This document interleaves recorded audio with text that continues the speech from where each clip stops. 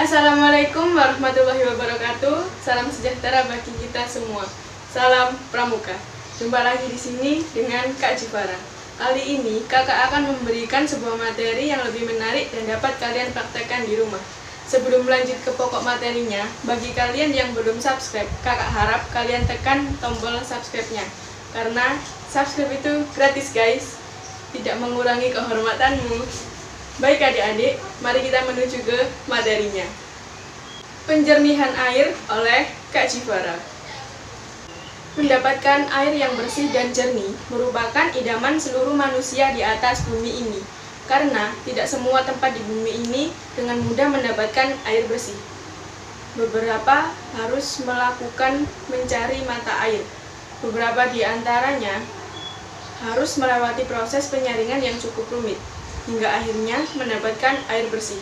Sebab air bersih tidak hanya jernih, namun juga bebas dari berbagai macam zat asing yang berbahaya, sehingga cukup layak untuk dikonsumsi.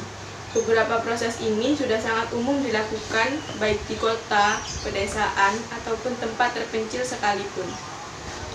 Air yang bersih tidak hanya layak digunakan untuk minum, tapi juga untuk mencuci, mandi, dan keperluan lainnya. Itu sebabnya air bersih merupakan kebutuhan wajib bagi kita. Alasan lain mengapa air yang digunakan dan dikonsumsi oleh kita harus bersih dan melewati beberapa proses terlebih dahulu. Karena untuk menghindari diri dari bahaya berbagai virus dan kuman seperti Salmonella, E. coli, hepatitis E. Berikut adalah jenis-jenis proses penjernihan air yang mungkin belum kalian ketahui.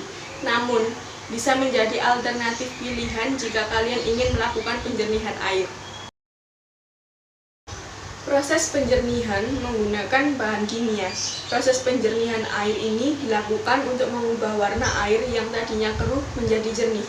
Dalam proses ini, penjernihan biasanya dilakukan menggunakan obat penjernih air atau menggunakan tawas. Caranya, cukup menyampurkan tawas dengan sekitar 5 liter air bersih dan tuangkan ke dalam tempat penampungan air.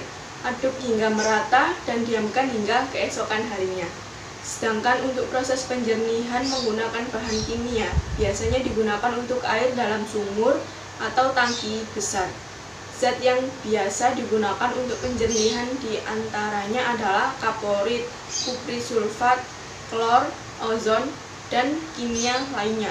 Pada saat penggunaan baik bahan kimia, sebaiknya digunakan sesuai aturan supaya tidak menimbulkan efek samping pada tubuh. Di situ kalian dapat melihat bahan kimia untuk penjernihan air. Di situ ada tawas yang berbentuk kristal maupun bubuk dan kaporit yang berbentuk bubuk dan tablet. Proses penjernihan air teknologi tinggi. Teknologi saat ini memang dapat memudahkan berbagai masalah di kehidupan manusia. Salah satunya adalah teknologi penjernihan air. Menggunakan proses penjernihan air teknologi tinggi biasanya sudah terdapat sinar UV, sehingga tidak hanya menyaring air, namun juga membunuh berbagai macam virus dan kuman, sehingga air yang digunakan layak dikonsumsi dan digunakan. Penjernihan air ini biasanya tidak akan menimbulkan bau dan rasa, sehingga sangat aman dikonsumsi. Sayangnya, proses penjernihan model ini masih sangat jarang digunakan karena mahal harga alat tersebut. Di situ kalian dapat melihat dua alat teknologi tinggi untuk penjernih air. Alat tersebut biasanya digunakan pada pabrik-pabrik air kemasan. Penjernihan menggunakan batu kerikil atau bahan alami. Nah, inilah topik yang akan kita bahas bersama nantinya.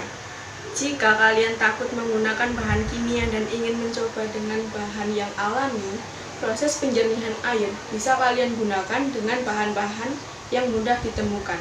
Cukup sediakan bahan diantaranya pasir halus, kapas, kerikil, arang dari batok kelapa, sabut kelapa, serta botol air mineral 1,5 liter untuk menyusun bahan-bahan tersebut. Caranya cukup mudah. Cuci semua bahan yang akan digunakan, masukkan kapas pada bagian paling bawah, dan masukkan arang dan sabut kelapa, tekan hingga padat. Tuangkan pula kerikil ke dalam hingga terisi penuh.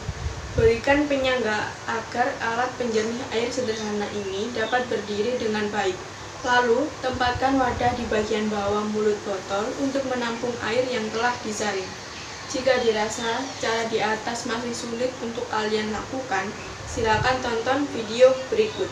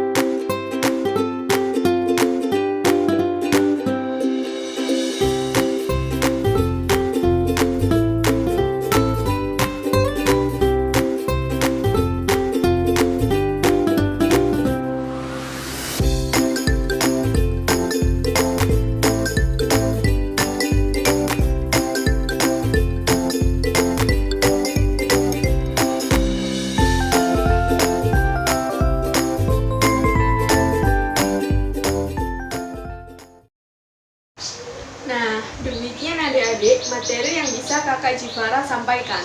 Semoga bermanfaat bagi kalian semua.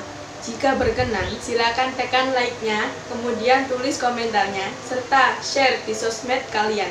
Bagi yang sudah subscribe, kakak ucapkan banyak terima kasih. Wassalamualaikum warahmatullahi wabarakatuh. Salam Pramuka.